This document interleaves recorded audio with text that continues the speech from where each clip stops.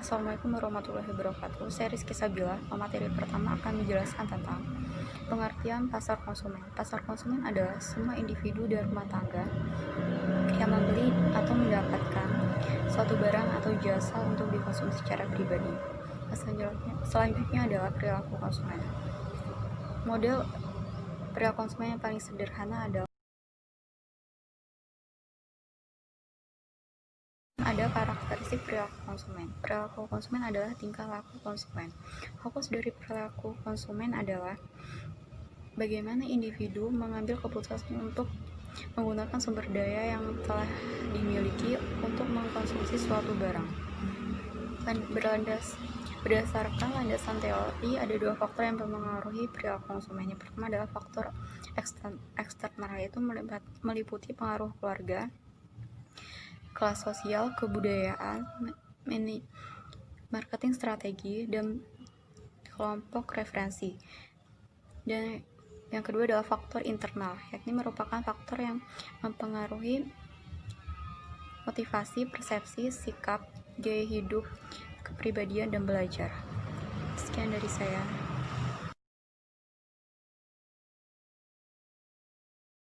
Selain faktor eksternal dan internal yang disebutkan Rizky Sabila tadi, menurut Philip Kotler dan Gary Armstrong, keputusan pembelian dari pembeli sangat dipengaruhi oleh faktor kebudayaan, sosial, pribadi, dan psikologi dari pembeli tersebut.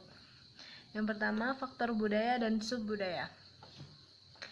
Budaya adalah penentu dan keinginan dari perilaku seseorang yang paling mendasar. Budaya meliputi nilai-nilai dasar, persepsi, preferensi, dan perilaku yang dipelajari seseorang dari keluarga atau intuisi penting lainnya.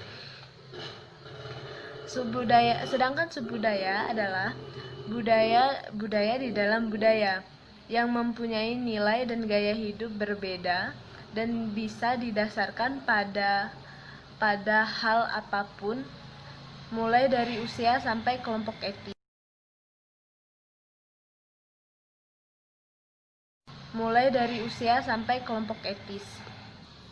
Yang selanjutnya, faktor sosial.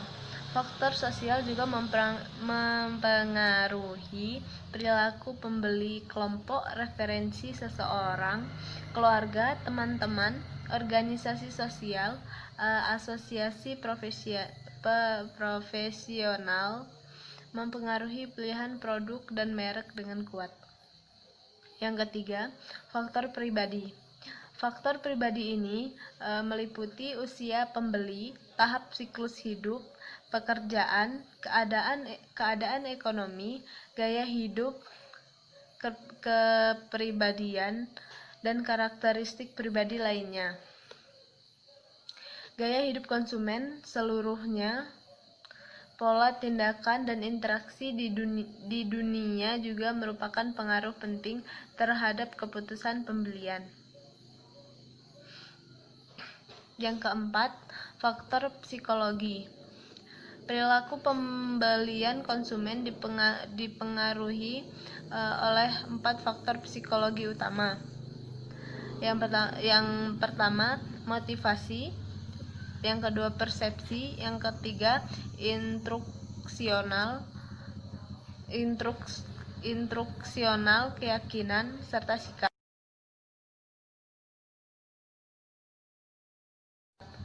Selanjutnya, tipe produk dan keputusan pembelian.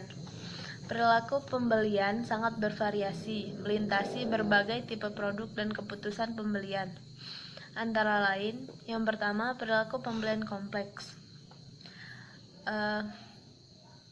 Perilaku pembelian kompleks ini terjadi ketika mereka sangat terlibat dalam sebuah pembelian dan melihat perbedaan di antara merek. Yang kedua, perilaku pengurangan disonansi. Perilaku pengurangan disonansi terjadi ketika konsumen sangat terlibat tetapi melihat sedikit perbedaan di antara merek-merek tersebut. Yang selanjutnya, perilaku pembelian kebiasaan. Perilaku pembelian kebiasaan terjadi dalam kondisi keterlibatan rendah dan sedikit perbedaan merek. Dalam situasi yang mempunyai karakteristik keterlibatan rendah, tetapi anggapan perbedaan merek yang signifikan, konsumen terlibat dalam perilaku mencari keragaman. Selanjutnya, selama kebutuhan itu dikenali, konsumen berusaha mencari lebih banyak informasi yang berpindah ke tahap pencarian informasi. Selanjutnya, konsumen melanjutkan usahanya ke evaluasi alternatif, di mana pada masa tahap ini, informasi digunakan untuk mengevaluasi merek dan sekelompok pilihan. Kemudian, konsumen membuat keputusan pembelian dan benar-benar membeli produk. Di tahap akhir proses keputusan pembeli, perilaku pasca pembelian, konsumen mengambil tindakan berdasarkan kepuasan dan ketidakpuasan. Selanjutnya, proses adopsi produk. Proses adopsi produk ini dikelompokkan menjadi 5 tahap. Yang pertama, kesadaran, minat, evaluasi, mencoba, dan adopsi. Pada mulanya, konsumen harus menyadari produk baru. Kesadaran menimbulkan minat, dan konsumen mencari informasi tentang produk tersebut. Setelah informasi dikumpulkan, konsumen memasuki tahap evaluasi dan mempertimbangkan untuk membeli produk baru. Berikutnya, dalam tahap mencoba, konsumen mencoba produk dalam skala kecil untuk meningkatkan estimasinya terhadap nilai produk tersebut. Jika konsumen puas dengan produk itu, ia memasuki tahap adopsi, memutuskan untuk menggunakan produk baru dengan skala besar dan teratur.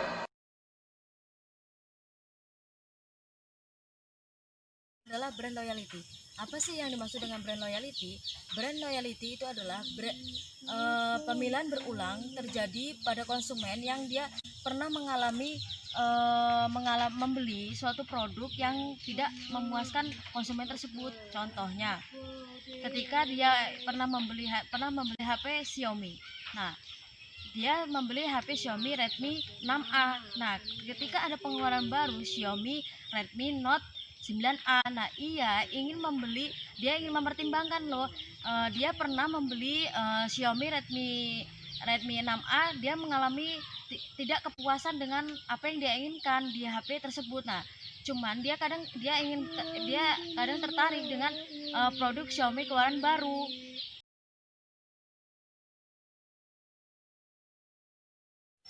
Apa sih yang dimaksud dengan complex decision making? Complex decision making itu adalah penilaian yang terjadi, penilaian tertinggi untuk mengambil suatu keputusan. Contohnya, ketika si A, ia ingin membeli handphone dengan beberapa merek, contohnya kayak ada Vivo, Oppo, Samsung, dan Xiaomi. Nah, si A ini dia ingin mencari informasi dan mengevaluasi mana sih sekiranya handphone yang kekuatan baterainya yang bagus, terus RAM-nya yang bagus, terus kekuatan internalnya yang bagus. Nah, inilah disebut dengan complex decision making, karena adanya penilaian tertinggi ketika dia ingin membeli suatu produk tersebut. Nah, dia ingin mengambil keputusan di antara tersebut. Nah, yaitu yang saya contohin tadi, ketika dia ingin membeli handphone, dia harus menilai mana sih handphone yang baik, handphone yang bagus, kekuatan yang bagus di handphone tersebut. Nah, dia akan memilih salah satu brand atau merek dari handphone tersebut.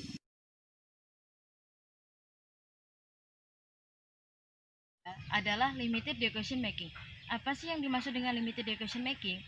Limited decision making itu adalah kadang-kadang para konsumen dia memberikan penilaian untuk penilaian keputusan yang tidak terlalu tinggi, yang walaupun dia pernah mengalami tidak kepuasan dari produk tersebut. Contohnya, ketika si A ia masuk ke supermarket, si A itu yang pada awalnya ia ingin membeli Kitela. Nah, ketika dia masuk ke supermarket, si A itu ia ingin membeli beng-beng. Sebenarnya sebenarnya ia ingin membeli pada awalnya dia ingin membeli Kitela. Dia itu merasa bosan loh, karena pada setiap hari ketika ia di supermarket ia membeli Kitela, dia ingin merasakan snack yang baru loh, kayak beng-beng. Dia ingin merasakan bagaimana sih rasanya beng-beng. Ya itulah yang disebut dengan limited decision making.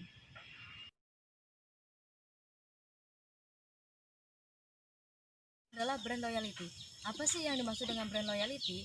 Brand loyalty itu adalah pemilihan berulang terjadi pada konsumen yang dia pernah mengalami membeli suatu produk yang tidak memuaskan konsumen tersebut. Contohnya, ketika dia pernah membeli HP Xiaomi.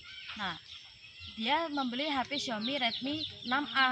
Nah, ketika ada pengeluaran baru Xiaomi Redmi Note 9A. Nah, dia ingin mempertimbangkan loh.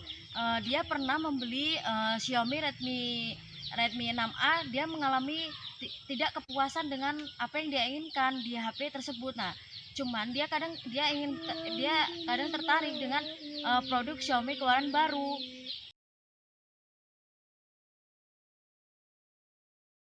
Yang keempat adalah inertia. Apa yang dimaksud dengan inertia? Inertia adalah rendah atau tidak adanya pengambilan suatu keputusan. Maksudnya itu adalah ketika si A ia ingin membeli merek yang sama, bukan berarti si A itu dia merasa puas loh dengan merek tersebut. Pada dasarnya si A ini dia itu tuh memiliki hambatan atau tidak ada waktu untuk mencari merek produk yang lain.